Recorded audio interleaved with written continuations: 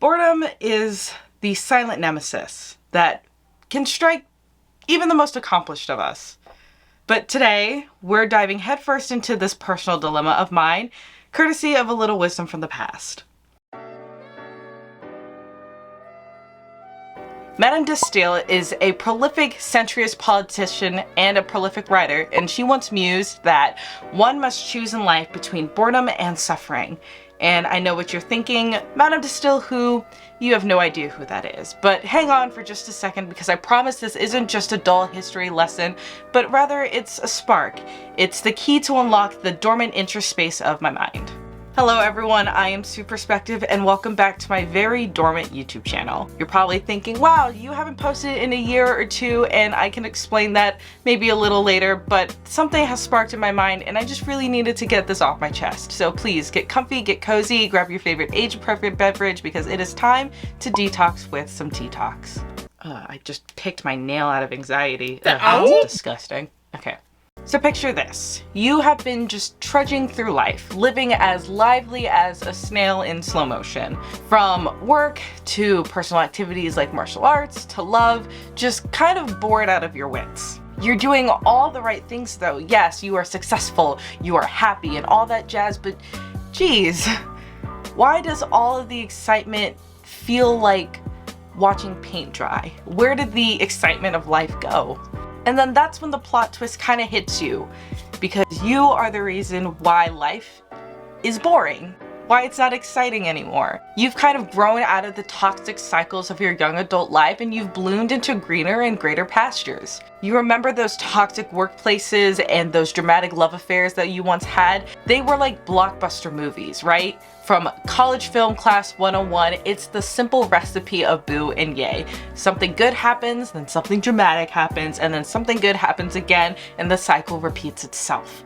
That's why Grey's Anatomy has been going on for eons. But now you understand why you don't revisit that ex that is as complicated as a Rubik's Cube. It's not just you, though. There is something oddly appealing about that chaos. It's like a moth to a flame. So then why the radio silence? Why all of a sudden halt and things wild and crazy? And that's because excitement is exhausting. It's incredibly tiresome.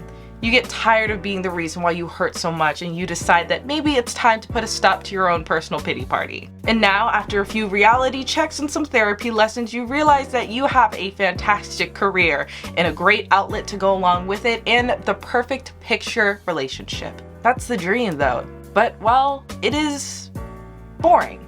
It's monotonous. It's routine. I guess the grass will oh God, Jesus, stay right there. Don't move. I guess the grass will always be greener. But that's the rut that I think I've been living in for the past year or two. And I do apologize if that comes off as rude or dare I say ungrateful, because it's truly not my intention. But this is a new lesson in my life that puzzles me quite greatly. The boredom, the mundane is all healthy and I'm just not used to living healthy. I spent the better part of my young adult life being unhealthy, chasing men that were no good for me, seeking out jobs that were way under my abilities, and then seeking validation in places that no longer live in my circle.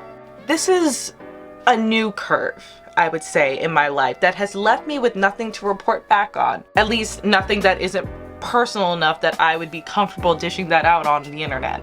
No one wants to hear about my rainbows and my butterflies all the time, you know? You're here to hear me rant for my rankings, for all my anime war crushes or whatever. You're here for the drama. That is what is exciting.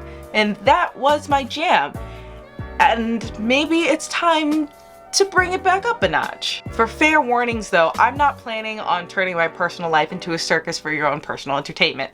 I'm crazy, but I'm simply not that bored. But maybe it is time to venture back out of my comfort zone. Perhaps that this is the chaos that I need to keep myself entertained, to keep you entertained. So please get ready to stir the pot and to embrace the whirlwind that is me relearning how to have fun and excitement in my life without jeopardizing my own self-worth.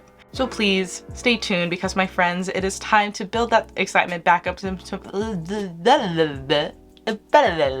So please stay tuned, my friends, my followers, my loved ones, because I am about to relearn how to be exciting without being toxic. Yay.